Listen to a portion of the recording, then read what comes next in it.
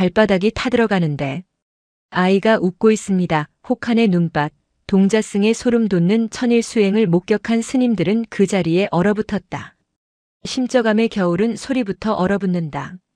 산짐승의 울음도 마른 나뭇가지가 바람에 긁히는 소리도 수묵화처럼 번지다 공중에서 그대로 박제된다. 깊은 골짜기에 박힌 암자는 거대한 얼음덩어리 속에 갇힌 기포와 같았다. 그 정막을 깬 것은 빛이었다. 또입니다, 스님. 새벽 3시 도량석을 돌던 행자승이 언목소리로 공양간의 문을 밀었다. 어둠 속에서 가장 먼저 눈을 뜬 지울 스님이 무건중에 고개만 끄덕였다. 그는 이미 창호지 너머를 보고 있었다. 암자 마당이 온통 기묘한 주황빛으로 물들어 있었다. 이틀 전부터 시작된 현상이었다. 첫날은 누가 등유를 쏟았나 했다. 둘째 날은 산불인가 싶어 모두가 뛰쳐나갔다. 그러나 불은 없었다. 그저 짙은 안개처럼 혹은 옅은 유황처럼 출처 모를 빛이 마당을 가득 메우고 있을 뿐이었다. 빛은 해가 뜨려 하면 귀신처럼 사라졌다. 오늘은 유독 짙습니다. 꼭 마당에 불을 피운 것 같습니다. 행자승의 목소리에는 경외보다 두려움이 묻어났다. 산사의 규율은 엄격하다. 정해진 시각 외의 불은 곧 재앙을 의미했다. 지율은 단정하고 마른 몸을 일으켰다.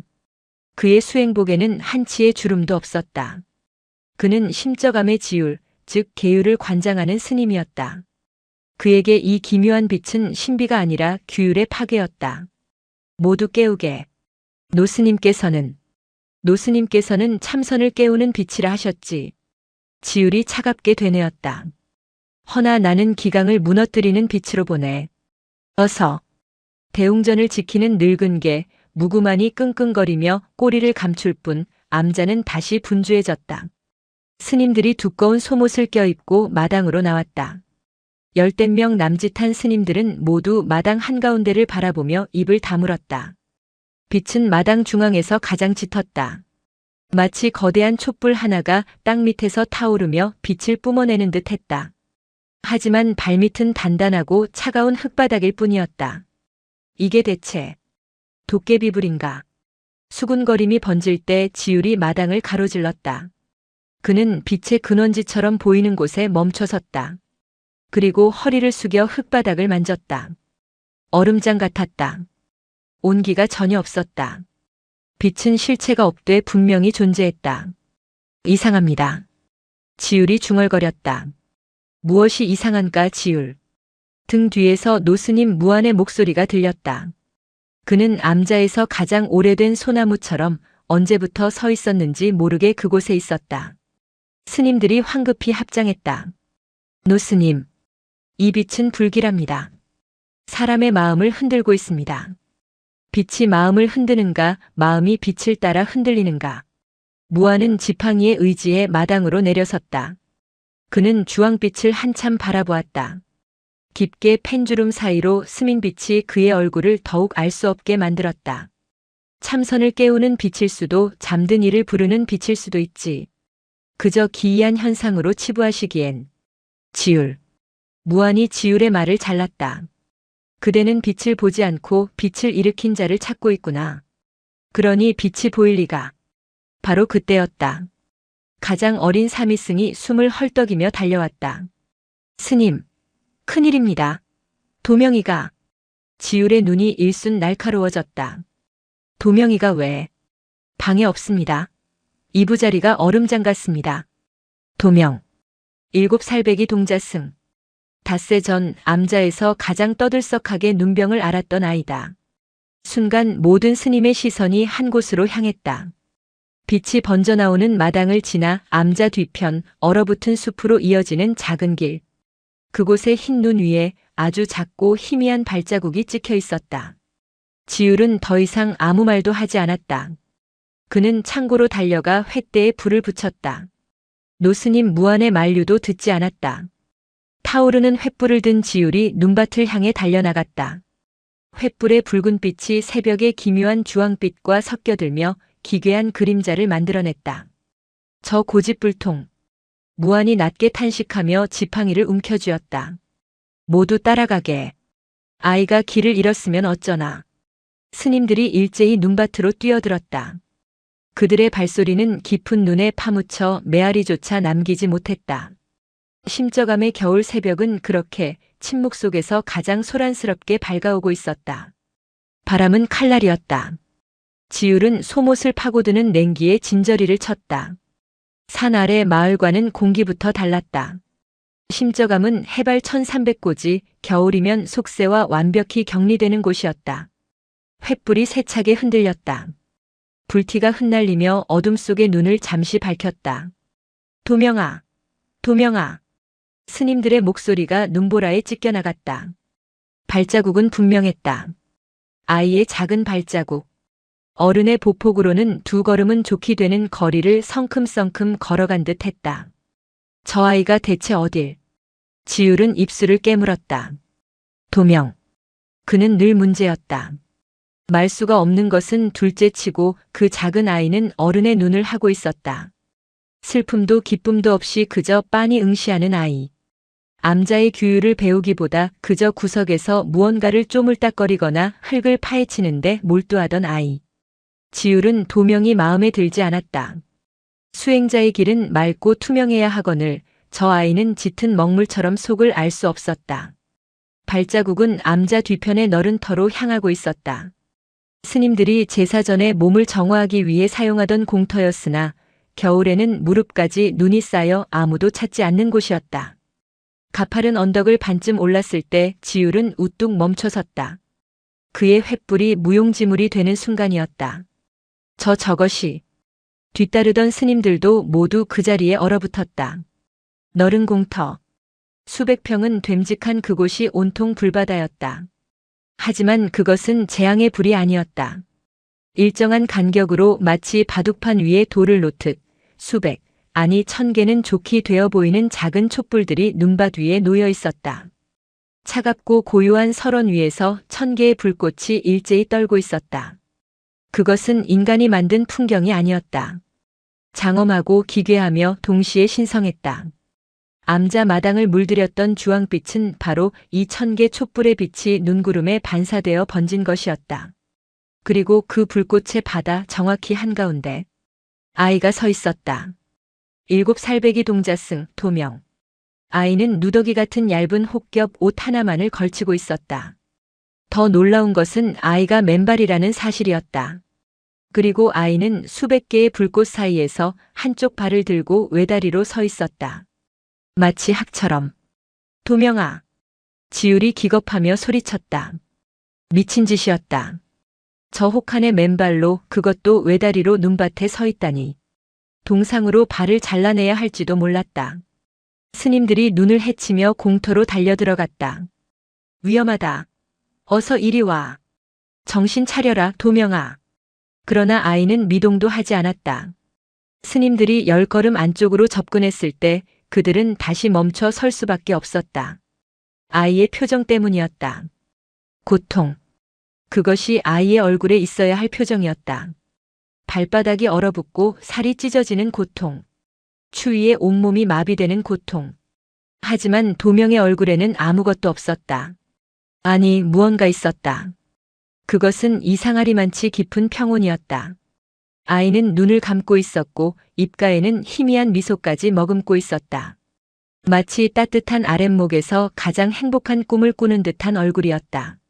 저건 수행이 아니다. 지율이 횃불을 쥔 손을 떨었다. 저건 요술이다. 아이가 무언가에 씌었다. 지율은 계율을 지키는 자. 그는 부처의 가르침 외에 모든 기행과 이적을 배척했다. 그는 남은 눈을 박차고 아이에게 달려들었다. 아이를 붙잡아 뺨이라도 때려서 정신을 차리게 할 생각이었다. 멈추어라, 지율. 바로 등 뒤에서 지팡이가 눈을 짚는 소리와 함께 무한 노스님의 목소리가 들렸다. 그는 어느새 언덕을 올라와 있었다. 노스님, 저 아이가 미쳤습니다. 저러다 죽습니다. 보아라. 무한은 지팡이로 도명을 가리켰다. 저 아이는 지금 죽음 속에 있지 않다. 그 어느 때보다 치열하게 삶 속에 있다. 무슨 말씀이십니까? 저것은 그저 고집일 뿐. 고집만으로 저 눈밭의 추위와 불꽃의 뜨거움을 동시에 견딜 수는 없네. 저것은 고집이 아니라 신념이다. 무아는 지율의 앞을 막아섰다. 노스님의 눈은 촛불의 바다 너머 그 중심에 선 작은 아이에게 고정되어 있었다. 아이의 모습은 고통스러워 보이지 않았다. 그것은 하나의 완성된 의식처럼 보였다. 차갑고 시린 눈밭 위 수천 개의 떨리는 불꽃, 그리고 그 위에 한 발로 서서 모든 것을 감내하는 작은 동자승. 그 비현실적인 광경 앞에서 스님들은 그저 숨을 죽일 수밖에 없었다. 암자는 발칵 뒤집혔다. 도명은 결국 지율에 의해 강제로 들쳐 엎혀 내려왔다. 아이는 손뭉치처럼 가벼웠지만 이상하리만치 뻣뻣했다. 마치 자신의 의지와 상관없이 끌려왔다는 듯 아이는 눈을 꼭 감은 채 입을 열지 않았다. 의무실로 옮겨진 아이의 발은 끔찍했다. 왼발은 이미 감각이 없을 정도로 얼어붙어 검붉게 변해 있었고 눈밭을 지탱하던 오른 발바닥은 곳곳이 녹은 촛농과 뒤엉켜 엉망으로 화상을 입어 있었다. 추위와 뜨거움이 한 몸에 엉겨붙은 상처였다. 대체 왜 이런 짓을 한 게냐? 지율이 탕약을 내려놓으며 고함쳤다. 그의 평정심은 이미 깨진 지 오래였다. 누가 시킨 것이냐? 말해보거라. 이 산중에 요사스러운 주술이라도 배운 게냐? 도명은 그저 이불을 뒤집어 쓴 채 미동도 하지 않았다. 저 스님. 행자승이 눈치를 보며 말했다. 촛불이 정확히 1000개였습니다. 1000개? 저희가 모두 셌습니다. 하나도 모자라지도 더하지도 않는 정확히 1000개의 초였습니다. 지율은 말을 잃었다. 1000개의 초. 7살배기 아이가 어떻게 그 많은 초를 구했단 말인가. 암자의 촛불은 엄격하게 관리되었다. 저것은 하룻밤에 준비할 수 있는 양이 아니었다. 도둑질까지 한 게냐? 지율의 목소리가 낮아졌다. 계율을 어기고 몸을 상하게 하고 대중을 놀라게 한 죄다. 어서 말하지 못할까? 그때 무한 노스님이 조용히 방으로 들어섰다. 그는 손짓으로 흥분한 지율과 다른 스님들을 물렸다. 방에는 무거운 침묵과 함께 탕약에 쓴 냄새, 그리고 아이의 상처에서 나는 살 타는 냄새가 섞였다. 무아는 아이의 머리맡에 조용히 앉았다. 그는 다그치지 않았다. 그저 아이의 작은 손을 가만히 내려다보았다. 이 손으로 만들었구나. 이불 속의 작은 어깨가 움찔했다. 무아는 아이의 손을 이불 밖으로 조심스럽게 꺼냈다. 아이의 손 역시 발만큼이나 상처투성이었다. 손톱 밑에는 검은 그을음이, 손바닥에는 굳은 살과 오래된 화상 자국이 선명했다. 법당의 초가 유난히 빨리 닳는다 하였지. 무한이 혼잣말처럼 중얼거렸다. 매일 법당에 남아 촛농을 긁어 모으고 남은 심지를 모았구나. 그것만으로는 부족했을 터. 노스님은 아이의 소매를 걷었다. 팔뚝에는 날카로운 것에 긁힌 자국이 가득했다. 겨우내 뒷산의 칡뿌리를 캐고 약초를 뜯어 장날에 몰래 마을로 내려갔다 왔지. 대가로 얻은 것은 양식이 아니라 초를 만들 심지였고 도명의 몸이 작게 떨리기 시작했다. 한겨울에 칡뿌리를 캐는 것은 이 늙은이도 하기 힘든 일이다. 이 작은 손으로 1000개의 초를 모으기 위해 대체 얼마의 시간을 보낸 것이냐. 이것은 하룻밤의 기행이 아니었다. 적어도 몇 달 혹은 몇 년에 걸친 치밀하고 고통스러운 준비였다. 왜 무한이 드디어 물었다. 왜 이런 고행을 자처한 것이냐? 누구를 위한 것이며 무엇을 위한 것이냐? 도명은 여전히 입을 열지 않았다. 아이의 입술은 굳게 닫혀 있었다. 그 고집스러운 침묵은 지율의 고함보다 더 큰 벽이었다. 무한은 더 묻지 않았다. 그는 탕약 그릇을 들어 아이의 입가에 가져갔다. 마시거라. 상처가 덧나면 그 고행도 끝이다. 도명은 그제야 천천히 고개를 돌렸다. 아이는 탕약을 보지 않고 무한의 눈을 빤히 바라보았다. 그 검은 눈동자에는 7살의 순진함이 없었다. 그곳에는 1000개의 촛불을 합친 것보다 더 뜨겁고 무거운 무언가가 이글거리고 있었다. 아이는 탕약을 받아 마시지 않았다. 대신 갈라진 입술로 작은 목소리를 냈다. 오늘이 아닙니다. 무엇이 아니라는 게냐? 아직. 도명은 다시 눈을 감았다. 아직 끝나지 않았습니다. 그 말을 끝으로 아이는 지독한 열과 함께 깊은 잠인지 혼수인지 모를 상태에 빠져들었다. 무아는 방을 나왔다. 지율이 초조하게 그를 기다리고 있었다. 노스님, 저 아이는. 지율. 그대는 천일 기도를 아는가? 물론입니다. 허나 저것은 기도가 아닙니다. 저것은. 저 아이의 손을 보았네. 저 아이의 발을 보았고. 무한이 눈을 감았다. 저것은 기도가 맞네. 다만 부처님께 드리는 기도가 아닐 뿐이지.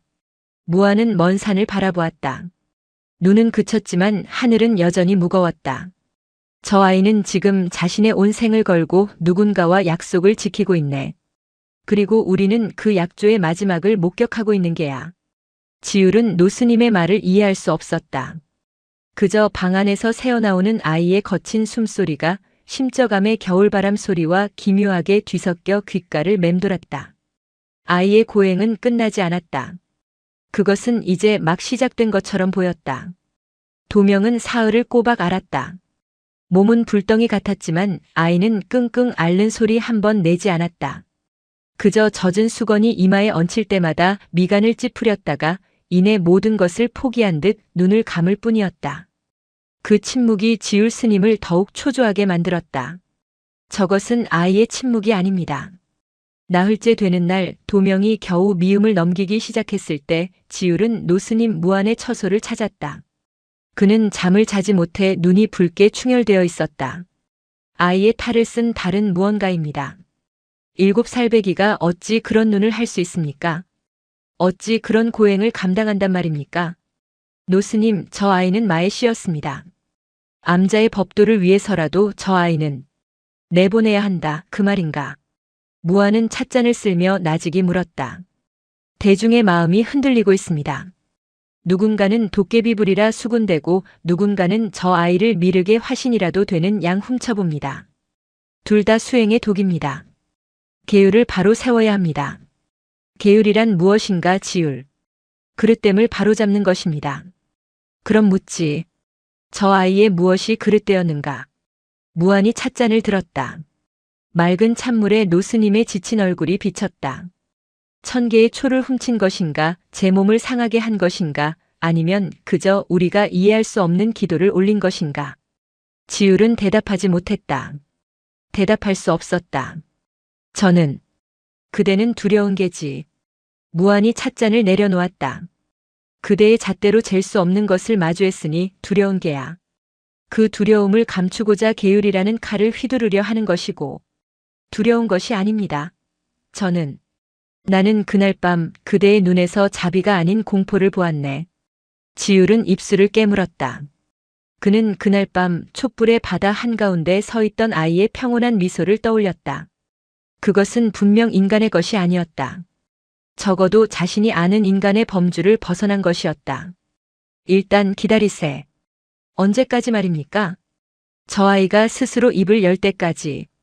혹은 저 아이의 기도가 끝날 때까지. 지율은 더 이상 버티지 못하고 처소를 물러나왔다. 그는 노스님을 이해할 수 없었다. 자비와 방임은 달랐다.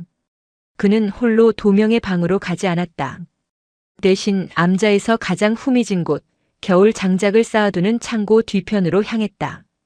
눈에 덮여 있었지만 그는 직감적으로 한 곳을 바라보았다.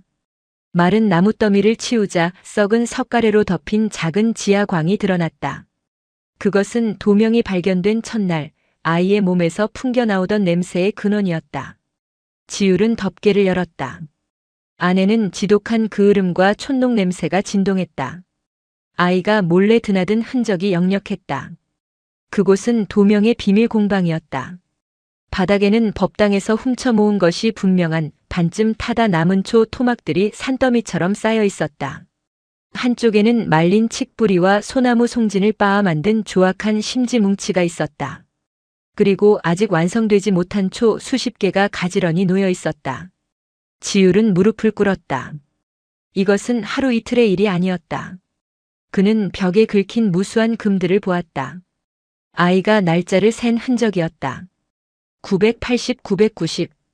지율은 손가락으로 금을 짚어나갔다.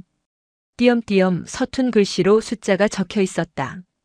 그는 숨이 멎는 것을 느꼈다. 아이는 숫자를 몰랐다. 누군가에게 배우지 않았다면 저리 쓸 수 없었다. 하지만 암자에서 도명에게 그를 가르친 사람은 없었다. 대체 너는? 지율은 그 작은 공방의 치열함에 압도당했다. 이것은 마의 신 아이의 광기가 아니었다. 너무나도 집요하고 처절하며 명확한 목적의식이었다. 그는 광을 도로 덮고 도명의 방으로 향했다. 아이는 깨어 있었다. 방 안에는 약재를 다리는 행자승이 함께 있었다. 지율은 행자승을 물리고 방으로 들어섰다. 도명은 지율을 보고도 놀라지 않았다. 그저 텅 빈 눈으로 그를 바라볼 뿐이었다. 왜 그랬느냐? 지율이 물었다. 목소리는 낮고 건조했다. 그 지하광에서 대체 몇 날 며칠을 보낸 것이냐? 도명은 눈을 깜빡였다. 숫자는 어디서 배웠지? 무엇을 위해 그 고통을 자처했느냐? 도명의 시선이 지율의 어깨 너머 창밖을 향했다. 눈이 다시 내리기 시작하고 있었다. 말을 하거라. 내 입으로 말을 해야 내가 너를. 지율은 말을 멈췄다. 너를 도울 수 있다는 말이 목구멍까지 차올랐지만 그는 그 말을 뱉지 않았다. 대신 그는 아이의 품으로 손을 뻗었다. 아이가 이불 속에서 무언가를 꼭 쥐고 있는 것을 보았기 때문이었다. 그것이 무엇이냐? 지율이 이불을 걷어내려 하자 그때까지 송장처럼 누워있던 도명이 비명 같은 소리를 냈다. 아! 아이는 맹수처럼 몸을 일으켜 지율의 손등을 핥히었다. 지율이 놀라 손을 피하는 사이 아이는 방구석으로 기어가 몸을 웅크렸다. 아이의 손에는 희고 매끄러운 작은 강돌 하나가 쥐어져 있었다. 그것은 아이가 가진 유일한 물건이었다. 암자에 처음 왔을 때부터 손에 쥐고 있던 돌. 내놓거라. 지율이 다가섰다. 그것이 모든 일의 단서일지도 몰랐다. 싫어. 도명이 처음으로 입을 열었다. 쉰 목소리였다. 내놓아. 지율이 손을 뻗는 순간 도명은 돌을 자신의 입속으로 삼키려는 듯 가져갔다. 그만하게 지율. 무한 노스님이 어느새 문 앞에 서 있었다. 그의 목소리에는 서리빨 같은 노기가 실려 있었다. 노스님, 저 아이가. 그만하라 하였다. 무한은 지율을 지나쳐 구석에 웅크린 도명에게 다가갔다. 아이는 상처 입은 짐승처럼 거친 숨을 몰아쉬며 노스님을 노려보았다. 무한은 아이의 머리맡에 앉았다. 그는 돌을 쥔 아이의 손을 빼앗으려 하지 않았다. 대신 그 작은 손을 자신의 크고 주름진 손으로 가만히 감싸쥐었다. 아이의 손은 여전히 불덩이 같았다. 그것이구나. 무한이 나직이 말했다. 내가 지켜야 하는 것이 그것이었어. 도명의 눈동자가 세차게 흔들렸다. 아이의 눈에 처음으로 공포와 분노가 아닌 다른 감정이 어렸다. 그것은 서러움이었다. 무한은 아이의 손을 놓아주었다. 그리고 지율을 돌아보았다. 나가보게. 오늘은 아이가 많이 놀랐다. 지율은 주먹을 쥔 채 방을 나섰다. 그는 깨달았다. 노스님은 저 아이를 내칠 생각이 없었다. 오히려 저 광기를 감싸 안으려 하고 있었다. 그날 밤 심적암에는 다시 눈이 내리기 시작했다. 아이의 상처 입은 발을 비웃기라도 하듯 세상은 다시 새하얗게 변하고 있었다. 그리고 그 눈 속에서 도명은 닫힌 입술로 자신이 삼킨 돌의 감촉을 되새기고 있었다. 상처는 생각보다 더디게 아물었다. 얼어붙었던 왼발은 감각이 돌아오며 살을 애는 듯한 고통을 안겼고 화상을 입은 오른발은 짓무르며 밤마다 아이를 괴롭혔다. 도명은 이를 악물고 신음을 참아냈다. 그렇게 열흘이 흘렀다. 암자는 기묘한 평온을 되찾았다. 스님들은 도명의 일을 입에 올리지 않았다. 그것은 무한 노스님의 무언의 명령이었다. 지율 스님 역시 아이를 다그치지 않았다. 그는 그저 매일 2번 아이의 방을 확인하며 묵묵히 제 할 일을 할 뿐이었다. 도명은 다시 걷기 시작했다. 절뚝거리며 한 걸음 한 걸음 마치 처음 걸음마를 배우는 아이처럼 마루를 딛고 섰다. 그리고 보름째 되던 날의 새벽. 스님, 도명이가 또. 암자를 깨운 것은 또다시 행자승의 다급한 외침이었다. 지율은 이미 방을 나선 뒤였다. 그는 이 순간을 기다리고 있었다. 도명의 방은 비어 있었다.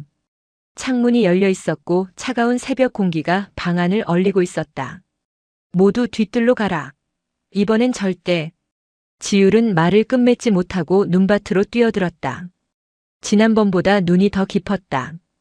발이 푹푹 빠졌다. 스님들이 횃불을 들고 뒤를 따랐다. 그들은 보았다.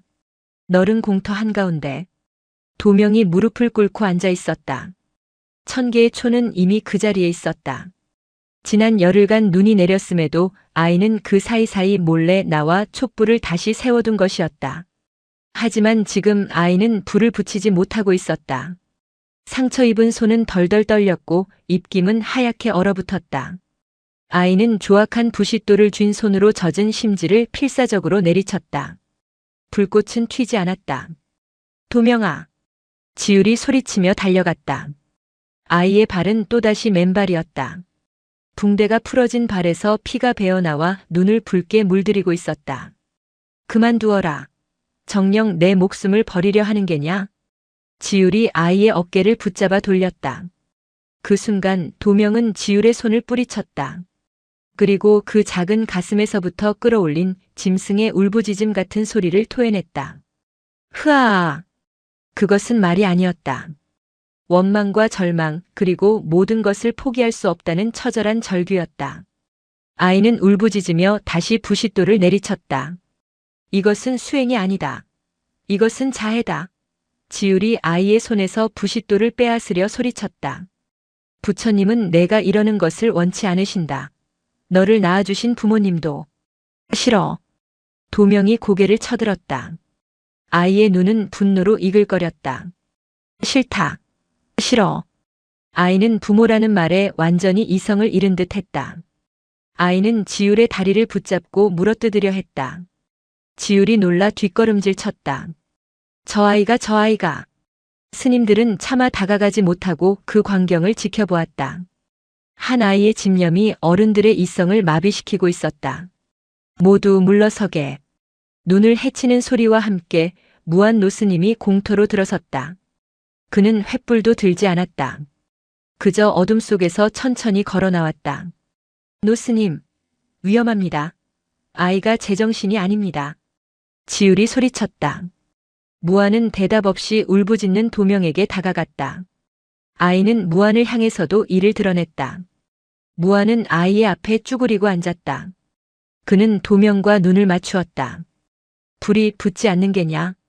도명은 대답 대신 으르렁거렸다. 무한은 품에서 작은 등불을 꺼냈다. 그가 늘 도량석을 돌 때 쓰던 것이었다. 노스님, 지금 무엇을 하시려는? 무한은 지율의 말을 무시했다.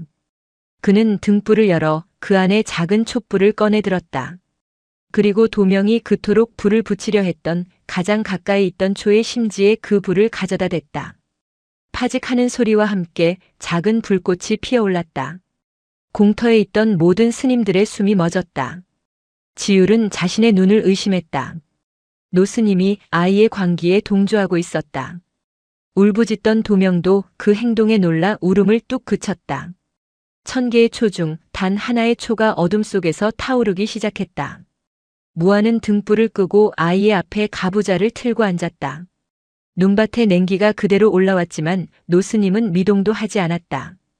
기도를 하겠다는데 중생의 서원을 어찌 막을까? 무한이 도명을 바라보며 말했다. 허나 도명아. 노스님의 목소리가 눈보라 속으로 스며들었다. 내 서원이 정녕 이것이 맞느냐? 내가 밝히려는 것이 저 초더냐 아니면 내 마음이더냐? 도명은 혼란에 빠진 눈으로 노스님을 바라보았다. 불꽃은 길을 비춘다고 하였지. 무한이 나직이 은졸였다. 도명의 몸이 경직되었다. 그 말을 노스님이 알고 있었다. 그 길이 눈밭 위에만 있다고 생각하느냐? 내 발바닥이 타들어가야만 열리는 길이라 생각하느냐? 무한은 타오르는 촛불 하나를 가리켰다. 보아라. 저 불꽃은 내 발을 태우지 않고도 저리 밝다. 도명은 노스님이 켠 촛불과 자신의 피 묻은 손, 그리고 상처투성이의 발을 번갈아 내려다보았다. 아이의 거친 숨소리가 점점 잦아들었다. 노스님. 지율이 무어라 말하려 했지만 무한이 손을 들어 막았다. 그렇게 시간은 흘러갔다. 7살 동자승과 암자의 늙은 노스님이 1000개의 켜지지 않은 촛불과 단 하나의 켜진 촛불 사이에서 혹독한 눈밭 위에 마주 앉아 있었다. 아이는 더 이상 불을 붙이려 하지 않았다. 그저 타오르는 불꽃 하나를 멍하니 바라볼 뿐이었다. 그것은 기묘한 대치였다. 혹은 가장 낮은 곳에서 이루어지는 법문이었다. 그날 새벽 도명은 제 발로 걸어 내려왔다. 아이는 무한 노스님의 손을 잡지 않았지만 정확히 노스님의 보폭에 맞춰 뒤를 따랐다. 스님들은 그 기묘한 행렬을 말없이 뒤따랐다. 지울 스님만이 공터에 남겨진 단 하나의 촛불을 짓밟아 끄며 복잡한 표정을 지었다. 그날 이후 도명은 변했다. 아이는 여전히 말을 하지 않았다. 하지만 더 이상 울부짖거나 발악하지 않았다. 그저 묵묵히 약을 먹고 상처를 치료받았다. 그리고 가장 큰 변화는 아이가 무한 노스님의 처소에 머물기 시작했다는 것이다. 저 아이를 곁에 두시는 것은 위험합니다. 지율이 마지막으로 간언했다. 지율. 무한이 붓글씨를 쓰다 말고 그를 불렀다. 그대는 아직도 저 아이가 두려운가? 두려운 것이 아니라 그대는 계율을 지키는 자. 허나 계율이란 둑과 같은 것이네. 물을 가두기 위한 것이지 물 자체를 부정하는 것이 아니야. 지금 저 아이의 마음속에는 거대한 강물이 흐르고 있네. 둑으로 막을 수 있는 것이 아니야. 그저 그 물길이 어디로 향하는지 지켜볼 뿐이네. 지율은 물러났다. 그는 암자의 규율이 무너졌다고 생각했다. 아이 하나가 노스님을 현혹하고 대중을 혼란에 빠뜨렸다. 심적함에는 기묘한 긴장감이 감돌았다. 도명은 무한의 방에서 함께 경전을 읽었다. 아니, 무한이 읽는 소리를 그저 듣고 있었다. 아이는 여전히 자신의 흰 강도를 만지작거렸다. 스님들은 그 모습을 멀리서 지켜보았다. 아이의 광기가 사라지자 그들은 아이에게서 연민을 느끼기 시작했다. 저 작은 몸으로 대체 무슨 서원을 세웠기에 저런 고행을 했을까? 시간은 흘러 겨울의 끝자락을 향해 가고 있었다. 도명의 발은 거의 다 나았다. 아이는 이제 절뚝거리지 않고도 마당을 걸을 수 있었다. 암자 뒤편 공터의 촛불들은 그대로 방치되었다. 눈이 녹았다 얼기를 반복하며 1000개의 초는 얼음 기둥 속에 갇힌 불꽃의 화석처럼 변해갔다.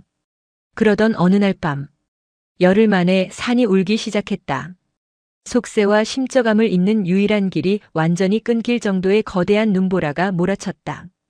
바람 소리는 짐승의 울음소리 같았고 암자의 낡은 문짝들은 밤새도록 비명을 질렀다.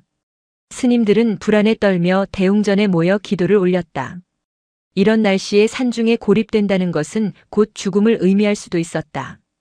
지율은 횃불을 들고 암자 곳곳에 문단속을 하고 있었다. 바람이 너무 거세어 낡은 창호지가 찢어질 지경이었다. 그가 무한 노스님의 처소 앞을 지날 때였다. 방 안은 고요했다. 지율은 문틈으로 안을 들여다보았다. 도명은 잠들어 있었다. 그런데 무한 노스님은 잠자리에 들지 않았다. 노스님은 작은 상을 펴놓고 낡은 책력을 펼쳐놓고 있었다. 그는 붓으로 무언가를 셈하고 있었다. 노스님 주무시지 않고 무한이 천천히 고개를 들었다. 그의 얼굴은 유난히 창백했다. 지율, 그대가 맞았네. 예? 저 아이는 마가 신 것일지도 모르겠네. 무한이 쓴웃음을 지었다. 벗어날 수 없는 집념의 마. 무한은 책력을 손가락으로 짚었다. 저 아이가 이 암자에 온 날이 3년 전 입춘이었네.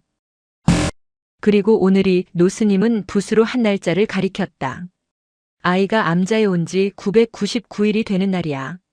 지율의 심장이 차갑게 가라앉았다. 999일. 그렇다면. 그래. 무한이 창밖에 미친 듯한 눈보라를 바라보았다. 오늘 밤이 지나고 맞는 저 새벽이 저 아이의 첫일일세. 바로 그 순간이었다. 쾅! 거센 바람이 노스님의 처소 문을 세차게 후려쳤다. 그리고 동시에 잠들어 있던 도명이 마치 누군가의 목소리를 들은 것처럼 벌떡 눈을 떴다. 아이의 눈은 더 이상 혼란스럽지 않았다. 그곳에는 오직 하나의 목표만을 앞둔 자의 서늘한 결의가 서려 있었다. 도명은 망설임 없이 자리에서 일어났다. 그리고 창고 쪽으로 자신의 비밀 공방이 있던 곳으로 향했다. 도명아.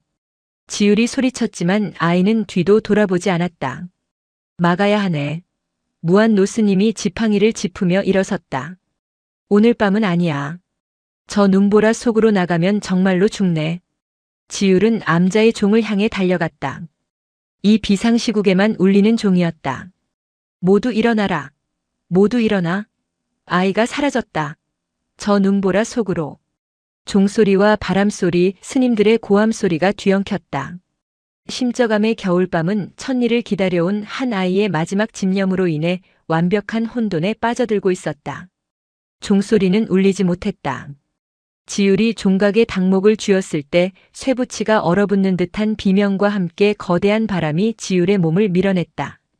종소리는 산문을 넘기지도 못하고 눈보라의 아기 속으로 빨려 들어갔다. 모두 깨어나라. 도명이다. 아이가 뒤뜰로 갔다. 지율은 포기하지 않고 고함을 질렀다. 그의 목소리 역시 바람에 찢겼다. 심저감의 스님들은 이미 깨어 있었다. 산이 통째로 울부짖는 밤 잠들 수 있는 수행자는 없었다. 그들은 속옷을 겹쳐 입고 각자의 방에서 뛰쳐나왔다. 뒤뜰이라니. 이 날씨에? 가서 막아야 한다. 그러나 그들은 한 걸음도 나아가지 못했다. 처소의 문을 여는 순간 스님들은 벽을 마주했다. 바람에 실려 온 눈이 처마 밑까지 쌓여 거대한 눈의 벽을 만든 것이다. 문이 열리지 않았다. 창문으로 나와라. 횃불을 챙겨라. 지율이 소리치며 자신의 방 창문을 깨고 눈밭으로 굴러떨어졌다. 살을 애는 고통이 폐부를 찔렀다. 횃불은 무의미했다. 불을 붙이는 순간 꺼질 것이었다. 그는 창고로 달렸다. 아이가 향한 곳. 그 비밀스러운 지하광. 창고 문은 이미 열려 있었다. 지율은 굳은 덮개를 억지로 밀어냈다. 지하광은 텅 비어 있었다. 며칠 전 그가 보았던 완성되지 못한 초들은 사라지고 없었다. 아이가 마지막 남은 것들을 챙겨간 것이다. 바닥에는 아이가 서둘러 챙기다 떨어뜨린 부싯돌 조각이 나뒹굴고 있었다. 노스님. 지율이 다시 마당으로 나왔을 때 무한 노스님이 지팡이에 몸을 의지한 채 서 있었다. 노스님은 그 폭풍 속에서도 가장 고요한 나무처럼 보였다. 지율. 막을 수 있겠는가? 막아야 합니다. 저것은 구도가 아닙니다. 죽음입니다. 죽음으로 향하는 길도 길이지. 무한이 눈을 감았다. 그리고 저 아이는 그 길의 끝을 보려 하고 있네. 오늘이 그 1000번째 날이다. 아시면서 어찌. 가세. 늦으면 아이가 얼어 죽는다. 무한이 먼저 걸음을 옮겼다. 지율은 절망적인 심정으로 노스님의 뒤를 따랐다. 스님들이 하나둘 창문을 깨고 눈밭으로 합류했다. 그들은 밧줄과 두꺼운 담요를 챙겼다. 그것은 수행자를 위한 것이 아니라 조난자를 구하기 위한 장비였다. 뒤뜰로 향하는 길은 지옥이었다. 눈은 허리까지 차올랐다. 바람은 단순히 부는 것이 아니라 수천 개의 얼음 칼날이 되어 그들의 뺨을 난도질했다. 한치 앞도 보이지 않았다. 세상은 온통 하얗게 울부짖는 혼돈뿐이었다. 도명아, 도명아, 어디 있느냐? 그들의 목소리는 닿지 않았다. 지율은 이성의 끈을 놓지 않으려 애썼다. 그는 생각했다. 7살 아이. 이 눈보라 속에서 맨발로. 아이는 십리도 가지 못하고 쓰러질 것이다. 그는 가장 앞서서 눈을 헤쳤다. 그의 단련된 몸도 이 거대한 자연의 분노 앞에서는 한낱 낙엽에 불과했다. 그는 보았다. 자신보다 먼저 눈을 헤치고 나아간 아주 작고 가느다란 길. 도명은 짐승처럼 네 발로 기어가고 있었다.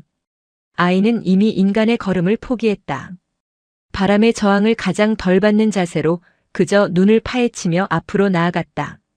그 작은 몸 어디에 저런 힘이 남아있는지 아이는 스님들보다 더 빠른 속도로 공터를 향해 기어가고 있었다. 그것은 집념이었다. 지율은 처음으로 깨달았다. 자신이 가진 계율이라는 신념이 저 아이가 가진 이름 모를 신념 앞에서 얼마나 무력한 것인지를. 저 아이는 자신의 목숨을 기꺼이 제물로 바치고 있었다. 도명아, 멈추어라. 멈추지 않으면. 지율이 손을 뻗어 아이의 발목을 잡으려던 순간 도명이 고개를 돌렸다. 눈보라 속에서 아이의 눈이 번뜩였다. 그것은 아이의 눈이 아니었다. 천년 묵은 짐승이 자신의 재단을 향해 마지막 힘을 짜내는 듯한 광기 어린 눈이었다. 아이는 품속에서 날카로운 돌조각을 꺼내 지율의 손등을 향해 내리찍었다. 악! 지율이 비명을 지르며 손을 놓쳤다. 붉은 피가 하얀 눈 위로 흩뿌려졌다. 도명은 그 틈을 놓치지 않고 마지막 언덕을 기어올랐다. 지율 스님. 스님들이 놀라 지율에게 달려왔다. 지율은 피 흘리는 손을 부여잡고 망연자실하게 눈보라 속을 바라보았다. 작은 형체가 너른 공터 한가운데로 사라졌다. 가자. 지율이 이를 악물었다. 저 아이가 죽는 것을 부처님도 원치 않으실 것이다. 그는 다시 눈을 헤치고 언덕을 올랐다. 그의 손에서 흐르는 피는 금세 얼어붙어 검붉은 수정처럼 변해갔다. 공터는 그야말로 아비규환이었다. 도명은 1000개의 촛불 앞에 서 있었다. 지난 보름간 얼어붙었던 촛불들은 거대한 얼음 가시밭처럼 변해 있었다. 아이는 품속에서 마른 쑥 뭉치와 부싯돌을 꺼냈다. 하지만 손이 말을 듣지 않았다. 이미 손가락은 감각을 잃고 뻣뻣하게 굳어 있었다. 흐으. 아이는 이를 부딪히며 부싯돌을 켰다. 틱틱. 쇠붙이 마찰음만 공허하게 울릴 뿐 불꽃은 튀지 않았다. 바람이 모든 것을 삼켜버렸다. 제발 제발. 아이는 울고 있었다. 하지만 눈물은 흐르기도 전에 얼어붙어 뺨에 고드름처럼 매달렸다. 그때 스님들이 공터에 도착했다. 도명아. 지율이 절규하듯 소리쳤다. 스님들은 그 광경을 보고 모두 멈춰섰다. 아이가 맨발로 얼음 가시밭 한가운데 서서 부질없는 불꽃을 피우려 애쓰고 있었다. 그것은 처절함을 넘어선 광기였고 광기를 넘어선 성스러움이었다. 가서 아이를 잡아라. 지율이 명령했다. 스님 2명이 밧줄을 들고 아이에게 다가갔다. 오지마. 도명이 고함을 질렀다. 오지마. 오늘이야. 오늘이란 말이야. 아이는 부싯돌을 버리고 자신의 손가락을 깨물었다. 손가락에서 피가 터져 나왔다. 아이는 그 피를 마른 쑥 뭉치에 적셨다. 저 아이가. 스님들이 경악했다. 도명은 다시 부싯돌을 쥐었다. 피에 젖은 쑥 뭉치에 부싯돌을 내리쳤다. 파직. 그때까지 묵묵히 뒤따라온 무한 노스님이 나직이 입을 열었다. 저 아이는 자신의 피를 태우고 있구나. 피가 묻은 쑥 뭉치에 마침내 아주 작은 불씨가 붙었다. 도명은 환희에 찬 비명을 질렀다. 아이는 그 불씨를 꺼트리지 않기 위해 자신의 얇은 혹겹 옷 속으로 불씨를 품었다. 안 돼. 옷에 불이 붙는다. 지율이 달려가려던 그 순간. 모두 멈추어라. 무한히 지팡이로 지율의 앞을 막았다. 노스님, 저러다 타 죽습니다. 보아라 지율. 저 불씨가 저 아이의 천일이다. 무한은 지팡이를 들어 도명을 중심으로 원을 그렸다. 저 아이는 지금 혼자다. 허나 우리는 함께 있지. 내가 계율을 말했느냐? 그렇다면 묻겠다. 중생의 간절한 서원을 외면하는 것이 대승의 계율에 맞는 일인가? 지율은 대답하지 못했다. 저 아이는 길을 밝히고자 한다. 허나 저 바람이 길을 막고 있구나. 무한히 스님들을 둘러보았다. 우리가 저 아이의 바람막이가 되어주자. 스님들은 노스님의 말을 즉각 이해하지 못했다. 결진하라. 지율이 피 묻은 손을 들고 소리쳤다. 그의 목소리는 찢어질 듯 했지만 그 어느 때보다 단호했다. 노스님의 말씀이시다. 모두 아이를 중심으로 원을 만들어라. 바람을 막는다. 지율은 규율의 스님이었다. 그의 명령은 절대적이었다. 스님들은 일사불란하게 움직였다. 그들은 더 이상 아이를 잡으려 하지 않았다. 대신 아이를 지키기 위해 움직였다. 10댓 명의 스님들이 도명을 중심으로 거대한 원을 만들었다.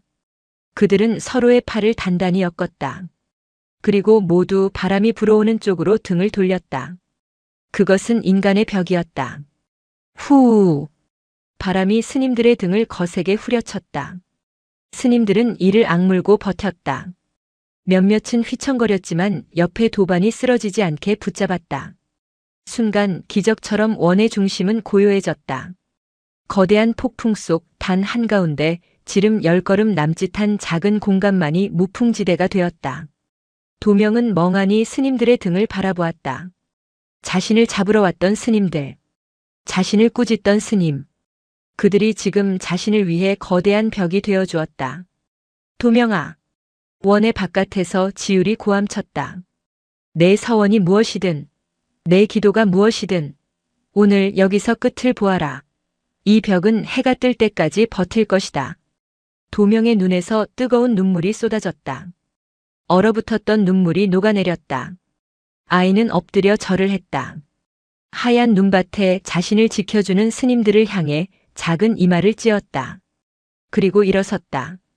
아이는 품속의 불씨를 꺼냈다.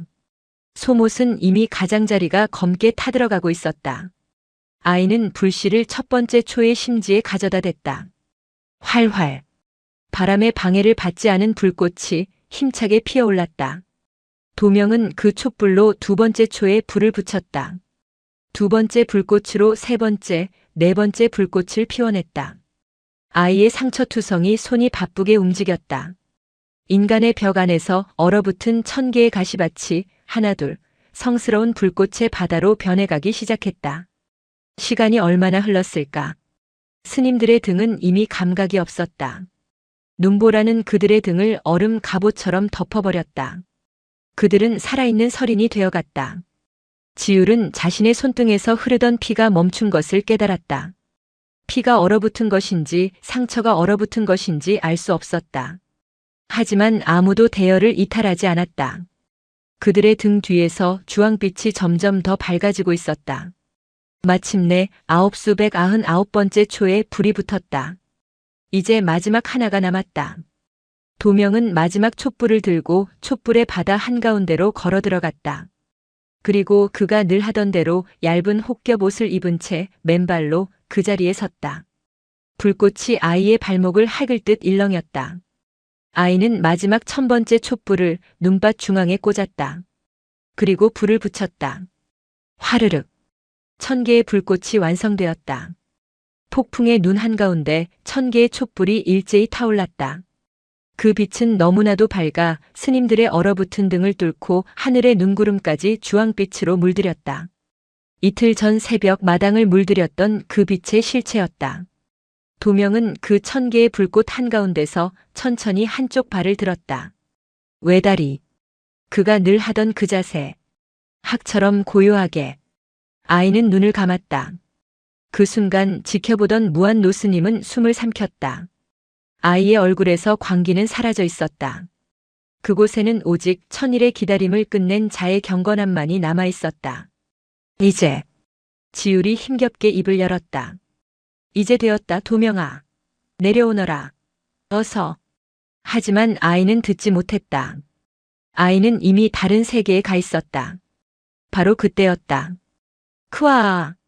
지금까지와는 비교도 되지 않는 거대한 바람이 산을 통째로 집어삼킬 듯이 몰아쳤다. 버텨라.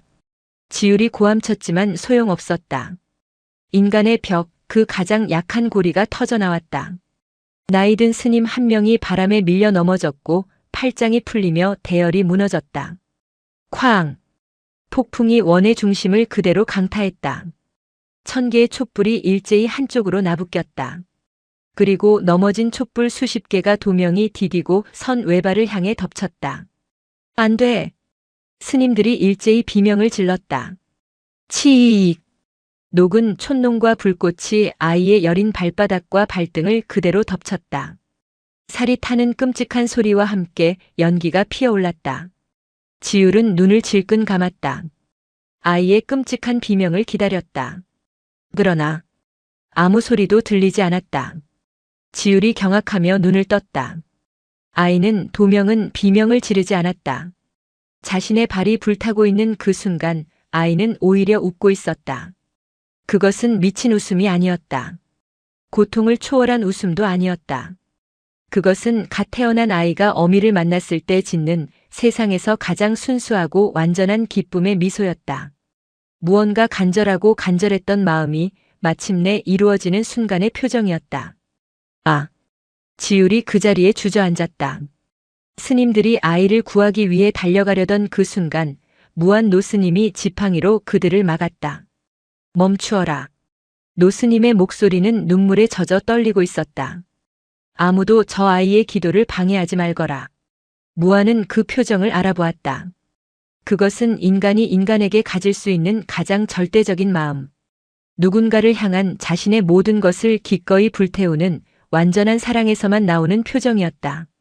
1000개의 촛불 위에서 발바닥이 타들어가는 고통 속에서 7살 동자승은 세상에서 가장 행복한 미소를 지었다.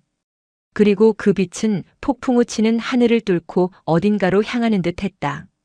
도명은 해가 뜰 무렵에야 쓰러졌다. 1000개의 촛불이 모두 사그라지고 거대한 폭풍이 마치 제 역할을 다했다는 듯 잦아들기 시작할 때 아이는 눈밭 위로 조용히 무너졌다. 지율은 짐승처럼 달려가 아이를 안아들었다. 아이의 몸은 얼음장처럼 차가웠지만 불에 탄 발만은 끔찍한 열기를 뿜어내고 있었다. 의무실로. 빨리. 스님들은 거의 기다시피 암자로 돌아왔다. 도명은 사경을 헤맸다. 고열과 동상 그리고 심각한 화상이 아이의 작은 몸을 동시에 공격했다. 무한 노스님은 사흘 밤낮을 꼬박 아이의 곁을 지켰다. 지율은 자신의 방에서 나오지 않았다. 그는 그날 밤 아이의 미소를 본 이후로 자신이 평생 지켜온 계율의 탑이 무너져 내리는 것을 느꼈다. 나흘째 되는 날 새벽 아이가 겨우 눈을 떴다. 물. 무한이 조심스럽게 물을 떠먹였다. 아이는 한참 동안 허공을 바라보았다. 그러다 문득 무언가 생각난 듯 미친 듯이 자신의 품을 뒤지기 시작했다. 없어. 아이의 유일한 소유물 흰 강돌이 사라진 것이다. 아이를 씻기고 옷을 갈아입히는 과정에서 누군가 치운 것이었다. 그것이냐? 무한이 서랍에서 조용히 흰 강돌을 꺼냈다. 도명은 손을 뻗어 돌을 움켜쥐었다. 그리고 다시 안도하며 눈을 감았다. 무한은 아이의 손을 가만히 내려다보았다. 그것이 너의 서원이었구나. 도명은 대답 대신 돌을 쥔 손에 힘을 주었다. 천일기도. 무한이 나직이 말했다. 1000일 동안 마음을 잃지 않으면 불꽃은 길을 비춘다. 그렇지. 도명의 눈이 커졌다. 노스님이 그 약속을 알고 있었다. 누구와 한 약조더냐? 내 어미더냐? 도명의 입술이 파르르 떨렸다. 아이는 고개를 끄덕였다. 얼굴도 목소리도 기억나지 않습니다. 아이가 처음으로 자신의 이야기를 꺼냈다. 갈라진 목소리였다. 하지만 그 말만 기억납니다. 이 돌을 쥐어주시면서 도명은 그날 밤처럼 서럽게 울기 시작했다. 그래서 증명하고 싶었습니다. 엄마 말이 틀리지 않았다고. 내가 마음을 잃지 않으면 불꽃이 길을 비춘다고 했으니까. 그러면 길을 본 엄마가 나를 데리러 올 거라고. 무한은 눈을 감았다. 아이의 서원은 부처님께 향한 것이 아니었다. 어미를 향한 처절한 그리움이었다. 보았느냐? 무한이 물었다. 그날 밤 그 불꽃 속에서 길을 보았느냐? 네. 도명이 미소 지었다. 그날 밤의 그 미소였다. 아주 밝은 길을 보았습니다. 엄마가 오실 겁니다. 무한은 아이의 이마를 짚어주었다. 아이는 지친 듯 다시 잠에 빠져들었다. 무한은 아이가 잠든 것을 확인하고 아이의 손에서 강돌을 조심스럽게 빼냈다. 그는 처소로 돌아와 등불 아래서 돌을 비추어 보았다. 그것은 그저 매끄러운 강돌이 아니었다. 돌의 한쪽 면 눈에 띄지 않는 곳에 무언가 날카로운 것으로 긁어낸 흔적이 있었다. 그것은 글자가 아니었다. 불경의 상징도 아니었다. 그것은 쌀알 3개를 겹쳐놓은 듯한 기묘한 문양이었다. 무한 노스님의 얼굴이 급격하게 굳어졌다. 그는 평생을 불도에 정진해왔지만 속세의 일들 또한 멀리하지 않았다. 그는 저 문양을 알고 있었다. 그것은 불의 상징이 아니었다. 그것은 신의 상징이었다.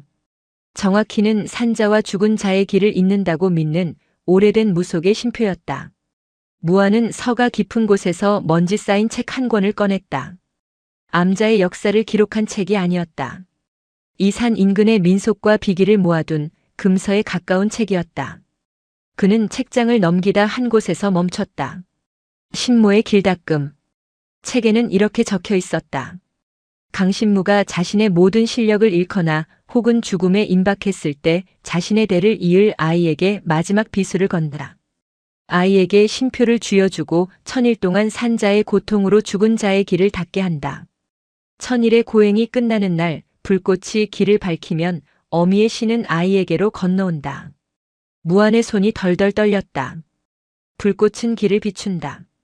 그것은 희망의 말이 아니었다. 그것은 저주였다. 의식의 주문이었다. 도명의 어미는 자신의 아이를 부처에게 귀의시킨 것이 아니었다. 자신의 신을 물려주기 위해 가장 강력한 영매로 만들기 위해 아이를 제물로 바친 것이었다. 그날 밤 도명이 본 길은 어미가 돌아오는 길이 아니었다. 어미의 신이 아이의 몸으로 들어오는 길이었다. 무안은 아이가 미소 지으며 했던 말을 떠올렸다. 아주 밝은 길을 보았습니다.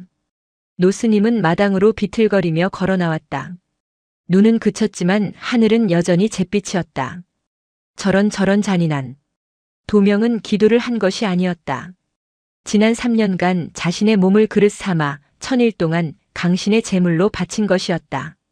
그리고 1000일째 되던 그 밤 스님들은 모두 그 끔찍하고도 성스러운 의식의 증인이 되어준 것이었다.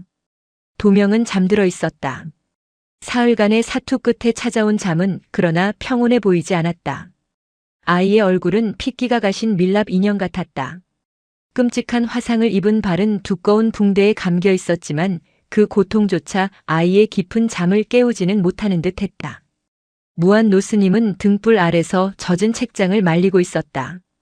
그가 금서가 보관된 서가에서 꺼내 온 산중비기. 그리고 그 옆에는 아이의 손에서 조심스럽게 빼낸 희고 매끄러운 강돌이 놓여 있었다. 책장의 물기는 눈보라 속에서 묻은 것이 아니었다. 그것은 노스님의 손에서 흐른 식은 땀이었다. 신모의 길닦음. 1000일의 고행이 끝나는 날 불꽃이 길을 밝히면 어미의 신은 아이에게로 건너온다. 무안은 눈을 감았다. 머릿속이 차갑게 식어갔다. 그들은 기도를 도운 것이 아니었다. 그들은 10댓명의 스님들은 불법에 귀의한 수행자들은 자신들의 몸으로 바람을 막아 가장 강력한 무속의 강신제를 완성시킨 것이었다. 그것도 부처의 도량 한가운데서. 아! 노스님의 입에서 신음이 흘러나왔다. 그는 도명의 어미를 떠올렸다. 3년 전 입춘, 눈이 채 녹지 않은 산문 앞에 이 아이를 내려놓고 가던 여인의 뒷모습. 그저 가난에 지쳐 아이를 절에 맡기는 속세의 흔한 어미라 생각했다. 하지만 그녀는 아이를 맡긴 것이 아니었다. 자신의 신을 담을 그릇을 가장 깨끗하고 영험한 산사의 기운 속에 보관시킨 것이었다. 그리고 아이에게 가장 강력한 집념, 즉 어미에 대한 그리움을 심어 스스로 1000일의 제물이 되도록 만들었다. 도명은 제 발로 불길에 뛰어든 것이 아니었다. 어미가 그어놓은 길을 1000일 동안 충실하게 걸어간 것이었다. 그때 문이 조용히 열렸다. 지율이었다. 그의 오른손은 하얀 붕대로 감겨 있었다. 도명에게 찔린 상처였다. 그는 잠든 아이를 한참 내려다보더니 무안의 앞에 무릎을 꿇었다. 노스님. 지율은 이마를 바닥에 대고 절을 올렸다. 좀처럼 감정을 드러내지 않는 그의 어깨가 미세하게 떨리고 있었다. 제가 틀렸습니다. 무안은 대답 없이 그를 바라보았다. 저는 저 아이에게서 말을 보았습니다. 허나 그날 밤 아이의 미소를 본 순간 저는 제가 평생 쌓아온 모든 것이 무너지는 것을 보았습니다. 지율은 고개를 들었다. 그의 붉게 충혈된 눈이 노스님을 향했다. 그것은 부처의 미소였습니까? 저 어린아이가 발이 타들어가는 고통 속에서 어찌 그런 부처의 미소가 아닐세. 무안이 낮고 갈라진 목소리로 말했다. 그럼 대체 저희는 그날 밤 무엇을 본 것입니까? 노스님, 저는 잠을 이룰 수가 없습니다. 저희가 바람을 막아선 그 행위는 대체 무엇이었습니까? 무안은 지율의 시선이 책상 위의 강돌과 젖은 책에 머무는 것을 보았다. 지율은 눈치가 빠른 사람이었다. 그는 이미 무언가 잘못되었음을 직감하고 있었다. 일어나게. 무안은 지율을 맞은편에 앉혔다. 자네는 저 아이가 마에 씌었다고 했지. 그리 생각했습니다. 반은 맞고 반은 틀렸네. 무한은 강도를 집어들었다. 그리고 지율에게 건넸다. 이것이 무엇으로 보이는가? 지율은 돌을 받아들었다. 매끄럽고 차가웠다. 그는 붕대를 감지하는 왼손으로 돌을 더듬었다. 그리고 한쪽 구석에 새겨진 기묘한 문양을 발견했다. 이것은 불경의 문양이 아닙니다. 그렇지. 무한은 산중비기의 해당 부분을 펼쳐 지율에게 밀었다. 지율의 눈이 활자를 따라가며 점점 커졌다. 그의 호흡이 가빠졌다. 신목일닭금 천일강신. 지율은 책을 밀쳐내듯 놓았다. 그는 믿을 수 없다는 듯 무한을 그리고 잠든 도명을 번갈아 보았다. 이것은. 그래. 무한이 확인시켜 주었다. 우리는 중생의 서원을 도운 것이 아닐세. 우리는 이 산사의 모든 기운을 끌어모아 한 아이를 신의 그릇으로 만드는 의식을 성사시켰네. 지율의 얼굴이 하얗게 질렸다. 그럼 우리가 만든 그 바람벽은 별개였지. 재단을 보호하는. 쿵. 지율은 자신의 심장이 바닥으로 떨어지는 소리를 들었다. 구역질이 치밀었다. 평생을 지켜온 계율. 그 계율을 어기고 자비를 택했던 순간 그 자비가 가장 끔찍한 파괴의 방조가 되었다. 우리가 저 아이를 조용히 하게. 아이가 깨겠네. 무한의 목소리는 얼음장처럼 차가웠다. 하지만 그 눈은 깊은 슬픔에 잠겨 있었다. 노스님. 지율이 떨리는 목소리로 물었다. 이제 어찌해야 합니까? 저 아이는 괴물이 된 것입니까? 아니. 무한이 고개를 저었다. 그릇이 되었을 뿐이야. 아직은 비어있는 그릇일세. 그럼 당장 무엇을 할 수 있는가? 저 아이의 어미가 남긴 것은 저주인 동시에 가장 강력한 사랑의 기억이네. 저 아이는 어미가 자신을 버렸다고 생각하지 않아. 천일의 약속을 지켰으니 이제 어미가 돌아올 것이라 믿고 있네. 그 믿음이 그릇을 단단히 붙들고 있는 게야. 무한은 잠든 아이의 머리를 쓸었다. 우리의 싸움은 이제부터일세, 지율. 그날 밤 우리는 아이를 불길에서 구하지 못했네. 그저 더 큰 불길 속으로 밀어 넣었을 뿐이지. 이제부터 우리는 저 아이 안에 심어진 저 신이라는 불씨와 싸워야 하네. 저 아이의 영혼을 통째로 삼키기 전에. 바로 그때였다. 잠들어 있던 도명이 실눈을 떴다. 아이는 천천히 고개를 돌려 무한과 지율을 바라보았다. 그 눈은 사흘간 사경을 헤맨 아이의 눈이 아니었다. 너무나 맑고 깊고 서늘했다. 아이가 입을 열었다. 춥습니다. 그 목소리는 7살 아이의 것이었지만 그 억양과 분위기는 낯설었다. 촛불을 다 끄셨습니다.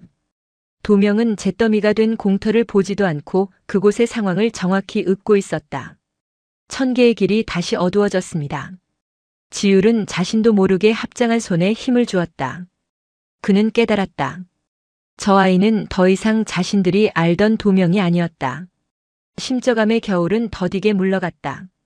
하지만 도명의 몸에서 겨울은 단 며칠 만에 사라졌다. 아이의 회복 속도는 기적을 넘어 기괴할 정도였다.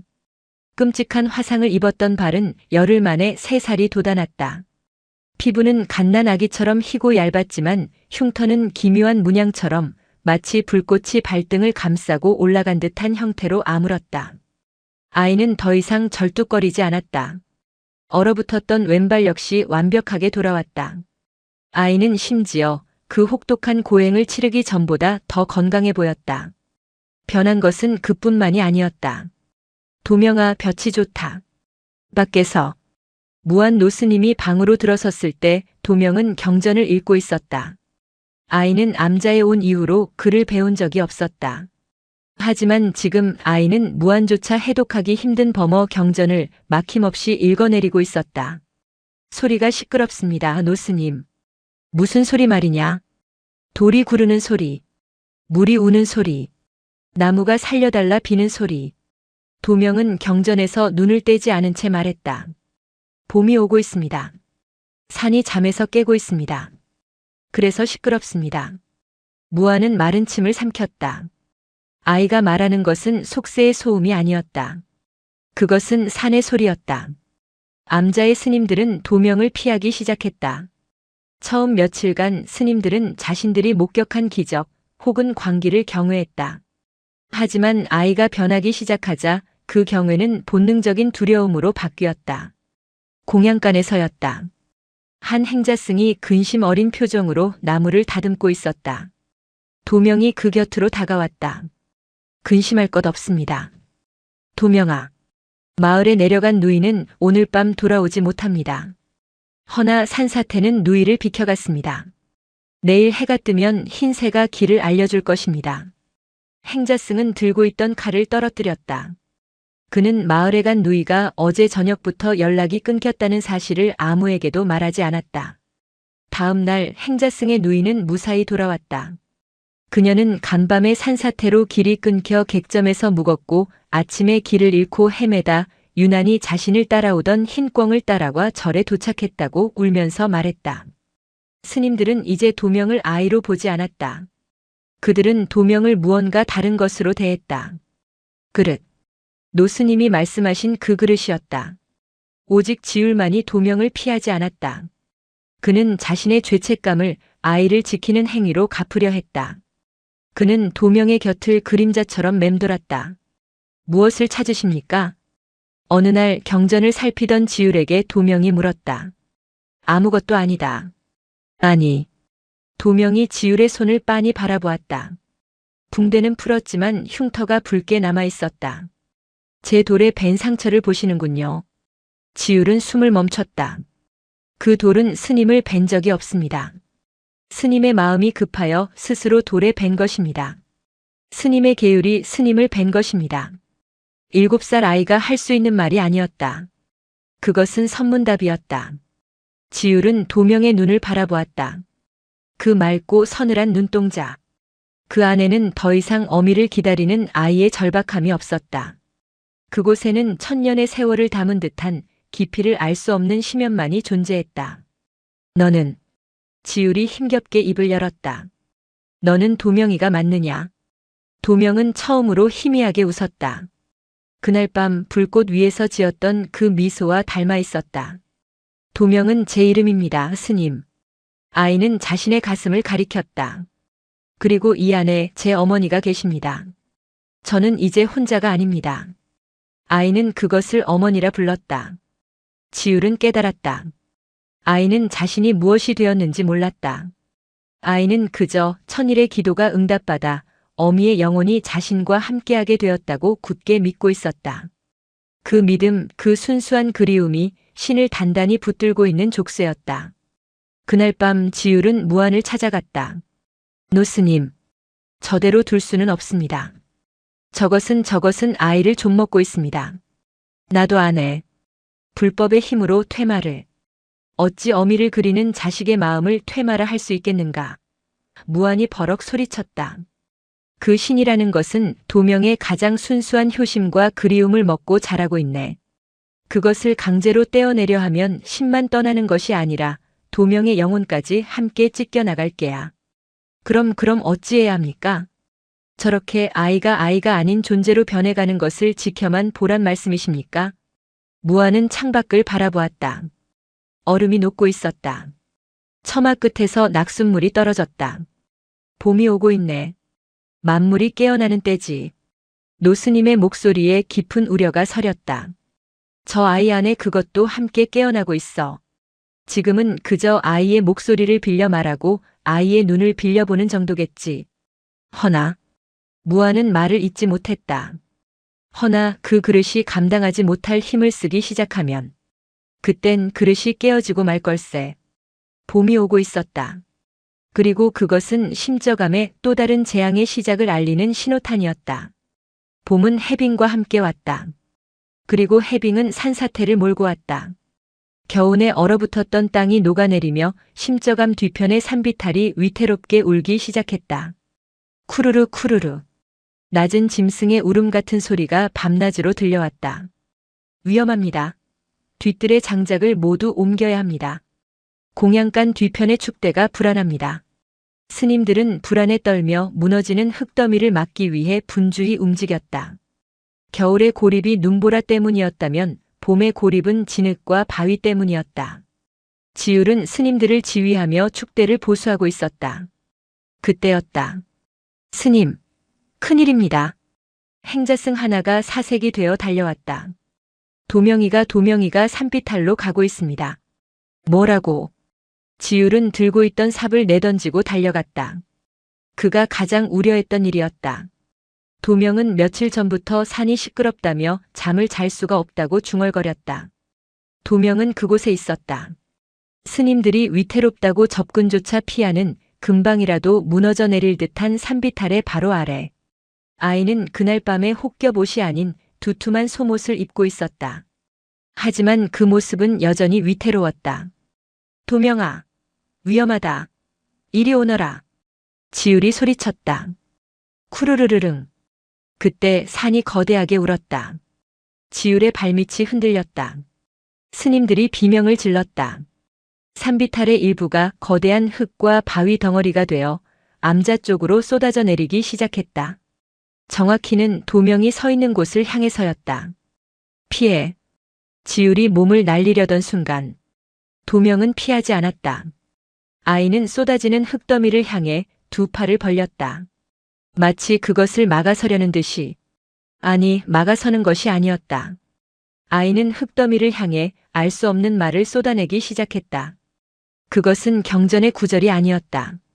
알아들을 수 없는 날카롭고 리듬감 있는 소리였다. 그것은 말이 아니라 명령이었다. 멈춰라. 도명이 나지기 하지만 산 전체를 울리는 듯한 목소리로 말했다. 기적이 일어났다. 쏟아져 내리던 흙과 바위 덩어리가 도명의 10걸음 앞에서 마치 거대한 투명한 벽에 부딪힌 것처럼 우뚝 멈춰 섰다. 시간이 멈춘 듯 했다. 흙먼지가 공중에서 소용돌이쳤지만 단 하나의 돌멩이도 더 이상 굴러떨어지지 않았다. 스님들은 모두 입을 벌린 채 그 광경을 지켜보았다.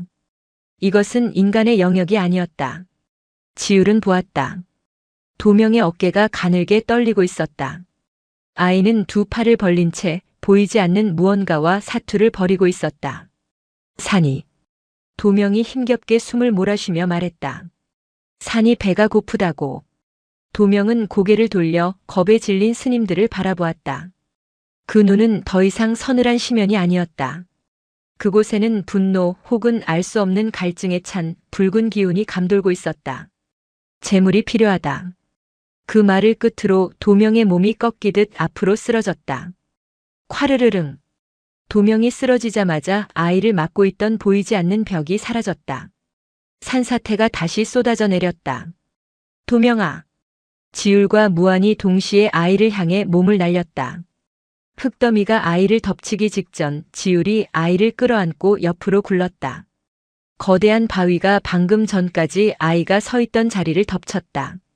컥컥. 지율은 흙먼지 속에서 아이를 안아들었다. 아이는 축 늘어져 있었다. 도명아, 정신 차려라. 아이의 코에서 검붉은 피가 쏟아져 내리고 있었다. 무안 노스님이 달려와 아이의 맥을 짚었다. 맥은 미약했으나 기이할 정도로 빠르게 뛰고 있었다. 그릇이 감당을 못하고 있네. 노스님이 절망적인 목소리로 중얼거렸다. 아직 여물지도 않은 몸으로 산의 기운을 통째로 막아서려 했어. 그때 지율의 품속에서 도명이 희미하게 눈을 떴다. 아이의 눈에 서렸던 붉고 기괴한 기운은 사라져 있었다. 그곳에는 7살배기 아이의 순수한 공포만이 남아 있었다. 스님. 아이가 지율의 옷깃을 다급하게 움켜쥐었다. 스님 무서워요.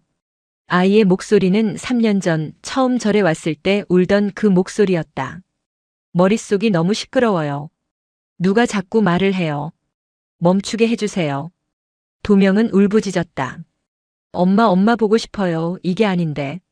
그리고 아이는 다시 혼절했다. 지율과 무안은 그 자리에 망연자실하게 서 있었다. 그들은 보았다.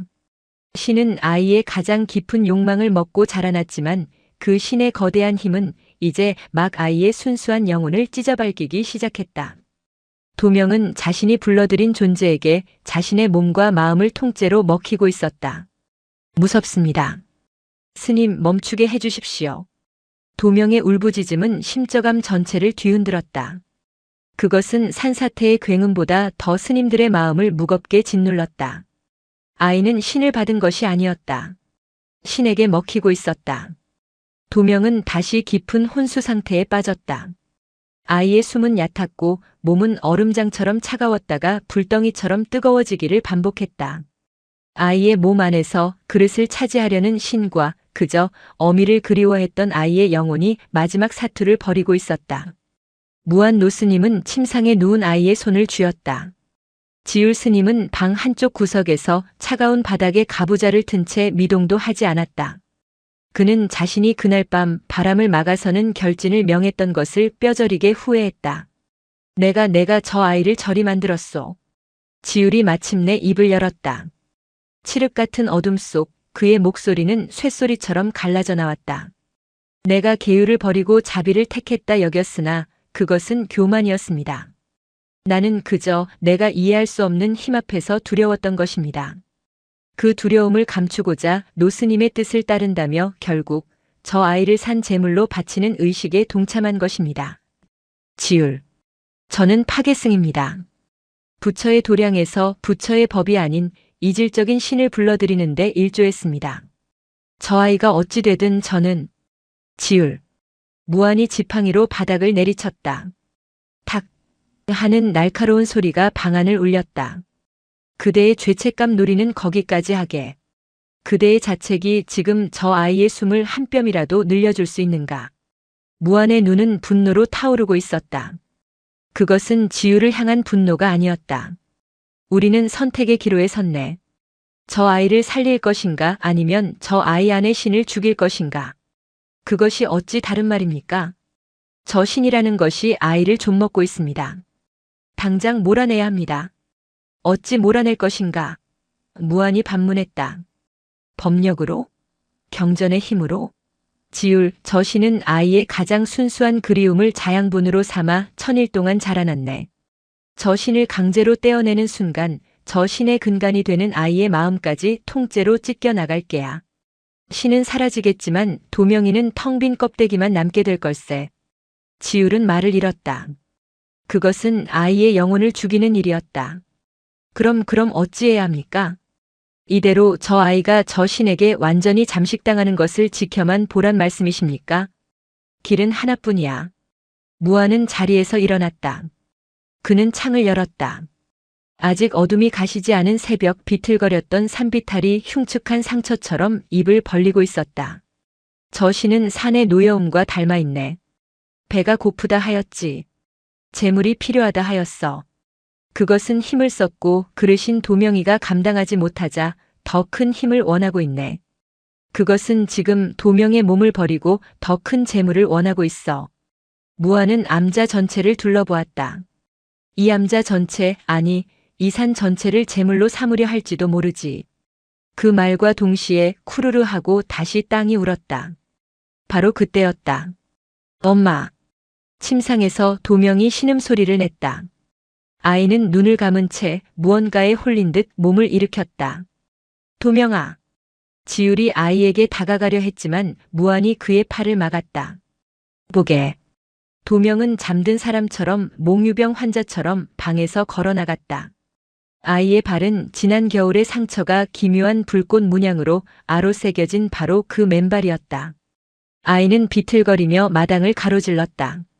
그리고 그곳을 향해 걸어갔다. 1000개의 촛불이 타올랐던 암자 뒤편의 너른 공터. 의식을 끝마치려 하고 있네. 무한의 목소리가 절망으로 잠겼다. 그릇이 약해 의식이 불완전했어.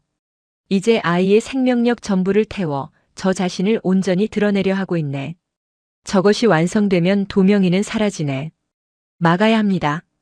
지율이 아이를 향해 달려갔다. 도명아, 정신 차려라.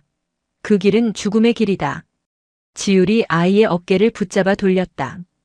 그 순간 지율은 자신의 몸이 거대한 바위에 부딪힌 것처럼 뒤로 튕겨나갔다. 커! 그는 몇 바퀴를 굴러 흙바닥에 처박혔다. 7살 아이의 몸에서 나온 힘이라고는 믿을 수 없었다. 도명은 천천히 고개를 돌렸다. 아이의 눈은 붉은 빛으로 이글거리고 있었다. 그날 산사태를 막아설 때 보았던 그 갈증에 찬 눈이었다. 방해 마라. 도명의 입에서 도명의 것이 아닌 수십 겹의 목소리가 겹쳐져 흘러나왔다. 천일의 서원이다. 길은 열렸다. 이제 약속을 지킬 때다. 신은 더 이상 아이의 기억에 숨지 않았다. 그것은 전면에 나섰다. 도명, 아니 그것이 공터 한가운데 섰다. 지난 겨울 불에 타고 얼어붙었던 1000개의 초심지가 마치 부름에 답하듯 일제히 파르르 떨기 시작했다. 저것이 지율이 공포에 질려 외쳤다. 팟! 불도 부싯돌도 없었다. 하지만 1000개의 초심지에 일제히 푸른 도깨비불이 타올랐다. 그것은 생명의 주황빛이 아니었다. 그것은 영혼을 태우는 차가운 인광이었다. 지율, 어서 스님들을 모두 깨우게. 무한히 고함쳤다. 대웅전으로, 모두 대웅전으로 피신해야. 아니, 지율은 흙을 털고 일어섰다. 그의 붕대 감았던 손에서는 다시 피가 배어나오고 있었다. 노스님, 대웅전으로 가서는 안 됩니다. 무슨 말인가? 저 신은 도명의 그리움을 먹고 자랐습니다. 저것은 사랑의 가장 뒤틀린 형태입니다. 지율은 피 흘리는 손을 내려다보았다. 저것을 힘으로 누를 수는 없습니다. 그건 노스님께서 알려주신 것입니다. 허나 저것이 재물을 원한다면 지율은 천천히 가부좌를 틀기 시작했다. 푸른 불꽃의 바다를 정면으로 마주한 채였다. 저것이 길을 원한다면 지율은 숨을 깊게 들이마셨다. 더 큰 길을 보여주면 됩니다. 그는 두 손을 모아 합장했다. 마하바냐 바라밀 다심경. 지율은 경을 외기 시작했다. 그의 목소리는 떨리고 있었지만 그 어느 때보다 단단했다.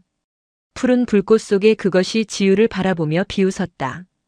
어리석은 중생. 내깟 놈의 법력이 천일의 서원을 막을 소냐.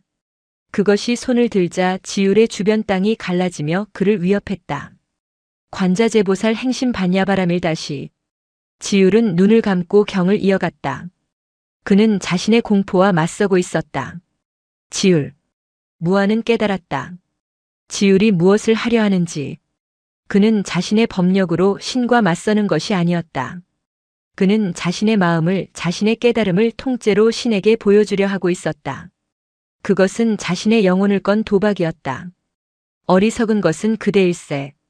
무한 노스님이 지율의 곁에 나란히 앉았다. 혼자 가게 둘 줄 알았는가. 노스님 역시 합장하고 경을 외기 시작했다. 조겨놓은 계공 도일 최고액.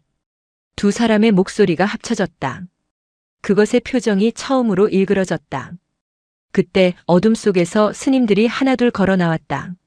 지율의 고함이 아니라 두 스님의 경 소리를 듣고 나온 것이었다. 그들은 겁에 질려 있었지만 도망치지 않았다. 그들은 자신들의 노스승과 가장 엄격했던 지율 스님이 자신들의 막내 동생을 위해 푸른 불길 앞에서 목숨을 걸고 앉아 있는 것을 보았다. 그들은 지난 겨울 바람을 막아섰던 그날을 떠올렸다. 그들은 말없이 무안과 지율의 뒤편에 앉기 시작했다. 1명, 2명, 10댓 명의 스님들이 모두 그날의 결진처럼 도량을 가득 메우고 앉았다. 그들은 모두 경을 외기 시작했다. 사리자 색불이공 공불이색. 그것은 더 이상 두 사람의 목소리가 아니었다. 수십 명의 목소리가 하나가 되어 심저감 전체를 울리기 시작했다. 그것은 신을 공격하는 퇴마의 주문이 아니었다. 그것은 길을 잃은 모든 존재를 향한 대자대비의 울림이었다. 시끄럽다. 푸른 불꽃 속에 그것이 괴로워하며 비명을 질렀다. 이 소리를 멈추어라. 멈추란 말이다. 그것은 도명의 몸으로 산사태를 일으키려 했다. 하지만 스님들의 경소리는 그 힘을 분산시켰다. 신은 집중할 수 없었다. 경소리는 신의 자양분인 그리움과 집념을 정면으로 파고들었다. 신은 아이에게 속삭였다. 나는 내 어미다. 저들은 적이다. 하지만 스님들의 경소리는 아이에게 다른 말을 하고 있었다. 너는 혼자가 아니다. 너의 고통을 우리가 안다. 너의 그리움은 너의 것이다. 흐으아. 도명의 몸이 경련하기 시작했다. 아이의 붉은 눈에서 검은 눈물이 흘러내렸다. 아이의 영혼이 신의 속박과 스님들의 자비 사이에서 찢어지고 있었다. 바로 그 순간 그것은 최후의 발악을 했다. 그것은 가장 강력한 환영을 만들어냈다. 푸른 불꽃이 걷히고 그 자리에 도명이 그토록 그리워하던 단 한 번도 본 적 없는 어머니의 형상이 나타났다. 환영은 자애로운 미소를 지으며 도명의 몸을 향해 두 팔을 벌렸다. 이리 오너라, 내 아들아. 천일의 약속을 지켰구나. 이제 엄마와 하나가 되자. 도명의 몸이 그 환영을 향해 한 걸음 한 걸음 망설이며 나아갔다. 스님들의 경소리가 순간 흔들렸다. 안 된다. 지율이 절박하게 중얼거렸다. 저것에 안기는 순간 도명이는 무한 노스님이 경을 멈췄다. 그는 지팡이를 짚고 일어섰다. 그리고 그날 밤 아이의 손에서 빼냈던 흰 강도를 품에서 꺼냈다. 도명아. 무한이 사자후를 토했다. 환영 속으로 걸어 들어가던 도명의 발걸음이 우뚝 멈췄다. 내 어미가 정녕 저 모습이더냐? 무한은 강도를 아이의 발밑에 던졌다. 내가 천일 동안 지키려 한 것이 고작 저 환영이었느냐? 내 어미는 너에게 신을 물려주었다. 그것은 집착이고 욕망이었다.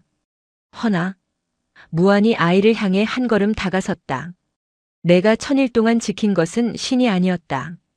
무한은 아이의 가슴을 가리켰다.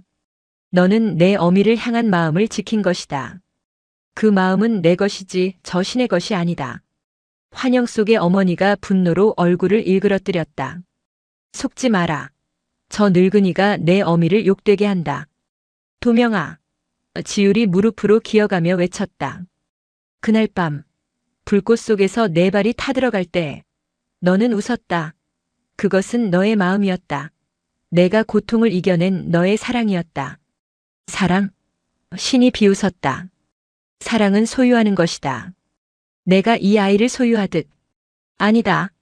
무한이 지팡이로 바닥을 내리쳤다. 사랑은 놓아주는 것이다.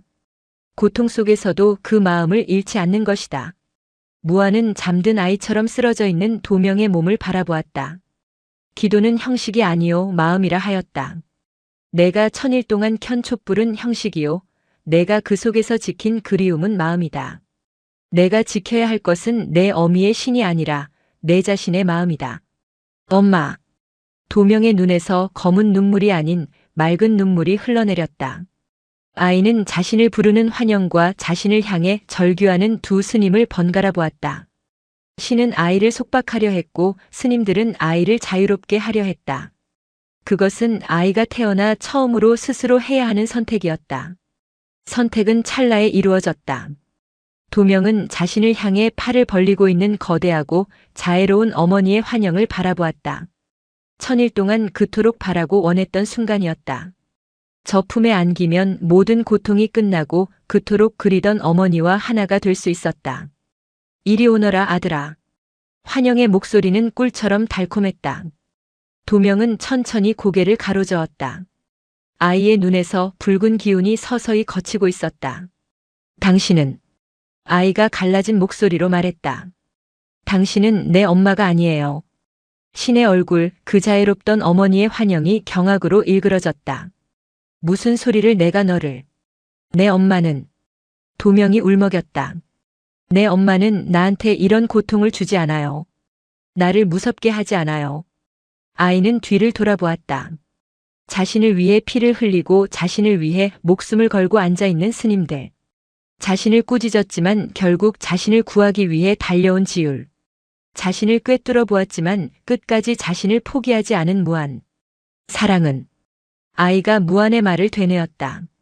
사랑은 아프게 하는 게 아니었어요. 내가. 환영이 본 모습을 드러냈다. 그것은 더 이상 자애로운 어머니가 아니었다. 그것은 수천 년 묵은 원한과 집착이 뭉쳐진 거대한 어둠의 형상이었다. 내가 감히 천일의 서원을 배반하느냐. 너는 나의 그릇이다. 나를 담기 위해 태어난 재물이라고. 신은 마지막 힘을 짜내어 어둠의 손을 뻗어 도명을 움켜쥐려 했다. 그때 지율이 아이의 앞을 막아섰다. 내 놈이 있을 곳은 부처의 도량이 아니다. 지율은 경을 외는 대신 자신의 가슴을 쳤다. 내 놈이 그리움을 먹고 자랐다면 이 중생의 참회를 보아라. 내가 저 아이를 알아보지 못하고 질책했던 죄. 내가 저 아이의 고통을 외면하려 했던 죄. 내가 너의 간계를 꿰뚫어 보지 못한 죄. 이 모든 죄를 내가 받을 테니 이 아이를 놓아주어라. 그것은 불법의 방식이 아니었다. 그것은 한 인간이 다른 한 인간을 구하기 위해 자신의 모든 것을 내던지는 가장 원초적인 희생의 외침이었다. 어리석은 신의 손이 지율을 덮치려던 순간 도명이 지율의 앞을 막아섰다. 그리고 아이는 자신의 가슴을 작은 두 주먹으로 내리쳤다. 나가. 아이가 절규했다. 나가. 여긴 내 집이야. 내 마음이라고. 신은 도명의 몸에서 뿜어져 나오는 그 작지만 단단한 자아의 빛에 밀려났다. 그것은 신이 계산하지 못한 유일한 것이었다. 1000일 동안 신은 아이의 그리움을 키웠지만 그 그리움은 동시에 아이의 마음을 그 어떤 고통에도 부서지지 않는 다이아몬드처럼 단단하게 만들었다. 아이의 마음은 더 이상 신을 담을 그릇이 아니었다. 그것은 이미 그 자체로 완전한 하나의 불꽃이었다. 으아아! 신은 끔찍한 비명을 질렀다. 그릇을 잃은 신은 존재할 수 없었다. 푸른 불꽃이 일제히 사그라들었다. 1000개의 초심지가 재가 되어 부서져 내렸다. 어둠의 형상은 빛을 잃고 흩어지기 시작했다. 그것은 소멸이 아니었다. 집착을 잃은 힘은 본래 그것이 왔던 곳으로, 산으로, 흙으로, 바람으로 흩어져 돌아갔다. 쿠르르 하고 울던 산의 울음소리가 마침내 멎었다. 공터에는 정적이 찾아왔다. 도명은 그 자리에 털썩 주저앉았다. 아이는 멍하니 자신의 손을 내려다보았다. 시끄럽던 소리, 머릿속을 울리던 수많은 목소리, 그 모든 것이 사라져 있었다. 스님. 아이가 고개를 들었다. 지율이 숨을 헐떡이며 아이를 바라보고 있었다. 조용해요. 도명은 웃었다. 그날 밤 불꽃 위에서 지었던 그 미소가 아니었다. 모든 짐을 내려놓은 7살 아이의 지치고 순진한 미소였다. 이제 다 끝났어요. 아이는 그대로 지율의 품에 쓰러져 깊은 잠에 빠져들었다. 3번의 봄이 지났다. 심저감 뒤편의 너른 공터는 스님들의 정성으로 일군 작은 밭이 되었다. 1000개의 초가 꽂혔던 자리에는 1000개의 푸른 무가 자라나고 있었다. 10살이 된 도명은 행자승들과 함께 밭에 물을 주고 있었다. 아이의 발등에는 여전히 불꽃 문양이 희미하게 남아 있었지만 그것은 더 이상 저주의 낙인이 아니라 혹독한 겨울을 이겨낸 훈장처럼 보였다. 도명아! 지율 스님이 소리쳤다. 그는 이제 심저감의 주지 소임을 맡고 있었다. 세월의 흐름 속에 그의 얼굴은 온화해졌지만 눈빛만은 여전히 단정했다. 공양 시간이 늦겠다. 어서 정리하거라. 예, 스님. 도명은 밝게 대답하며 뛰어왔다. 아이는 더 이상 경전을 줄 외거나 미래를 보지 못했다. 그저 제 나이에 맞게 장난기 많고 가끔은 꾀를 부리기도 하는 평범한 동자승이 되었다. 그날 저녁 무한 노스님의 처소. 노스님은 이제 기력이 쇠해 잘 거동하지 못했다. 도명이 따뜻한 죽을 가져와 노스님께 올렸다. 스님, 오늘은 밭에서 물을 뽑았습니다. 아주 큽니다. 허허 그랬느냐? 무한은 아이의 머리를 쓰다듬었다. 도명아. 예, 노스님. 그날 내가 본 길이 원망스럽지는 않더냐? 무한은 아이의 어미가 아이에게 남긴 그 참혹한 유산을 떠올렸다. 도명은 잠시 생각하더니 품에서 작은 주머니를 꺼냈다. 그 안에는 이제는 아무런 문양도 남아있지 않은 희고 매끄러운 강돌이 들어있었다. 처음엔 원망스러웠습니다. 엄마가 나를 속였다고 생각했습니다. 아이는 돌을 만지작거렸다. 하지만 이제 압니다. 엄마도 아팠던 겁니다. 엄마도 무서웠던 겁니다. 그래서 자기가 가진 가장 강한 걸 저한테 물려주려 했던 거겠죠. 도명은 창밖의 밭을 바라보았다. 1000개의 촛불은 엄마가 알려준 형식이었습니다. 하지만 그 촛불을 켠 것은 저였습니다. 제 마음이었습니다. 아이는 노스님을 바라보며 맑게 웃었다. 길은 촛불이 비추는 게 아니었습니다, 스님. 스님들이 저를 위해 바람을 막아주셨던 그 마음이 길을 비추는 것이었습니다. 무한 노스님은 눈을 감았다. 그의 뺨으로 뜨거운 눈물 한 줄기가 흘러내렸다. 그래, 도명아. 내가 옳다. 노스님은 지율이 들어오는 것을 보았다. 고통 그 자체는 수행이 아니네. 고통 속에서도 그 마음을 잃지 않는 것. 서로의 바람막이가 기꺼이 되어주는 것. 그것이 수행이고 그것이 기도일세.